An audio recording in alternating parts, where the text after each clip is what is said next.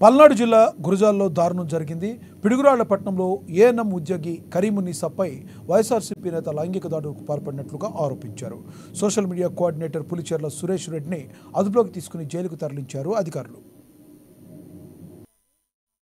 ప్రవర్తించటము, తనతోటి ఉండమని వేధించటం, తన దగ్గరికి రమ్మని, తను పెళ్లి చేసుకోమని అడగసాగాడు. నాకు ఇష్టం లేదని ఎన్నిసార్లు చెప్పినా పదే పదే అదే ప్రస్తావన తేవటం, నా వెంట పడటము, మా ఇంటి వైపు నేను ఎక్కడికి బజార్కి వెళ్తున్నా నా వెంటే రావటము, అందరిలో మాట్లాడటం, ఎలా పడే అలాగ చేస్తూ ఉన్నాడు. అవి భరించలేక ఒకసారి కేసు పవన్ సార్ గారు ఉన్నప్పుడు ఆయన వెంటనే 1 గంటలో పిలిపించి అతని చేత నాకు క్షమాపణలు కూడా చెప్పించారు. నేనేమి చెయ్యను, ఏమి వెంటపడను అని మాట ఇచ్చి మళ్ళీ ఆ 2వ రోజు నుంచే నన్ను వెంటపడసాగాడు. నేను మళ్ళీ కాసు మహేష్ రెడ్డి గారి దగ్గరికి వెళ్ళాను సార్, మాజీ ఎమ్మెల్యే గారు.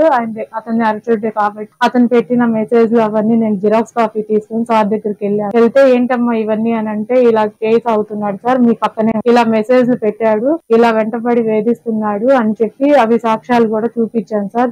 మందులు ఇస్తానమ్మా అని చెప్పారు. ఆయన ఏమి పట్టించుకోలేదు. నాకు అక్కడ ఏమీ న్యాయం జరగలేదు. ఆ తర్వాత కూడా వేధింపులకి గురి అయ్యారు. ఇలా ఎన్నాళ్ళు సాగాలని ఆలోచించుకుని నాలో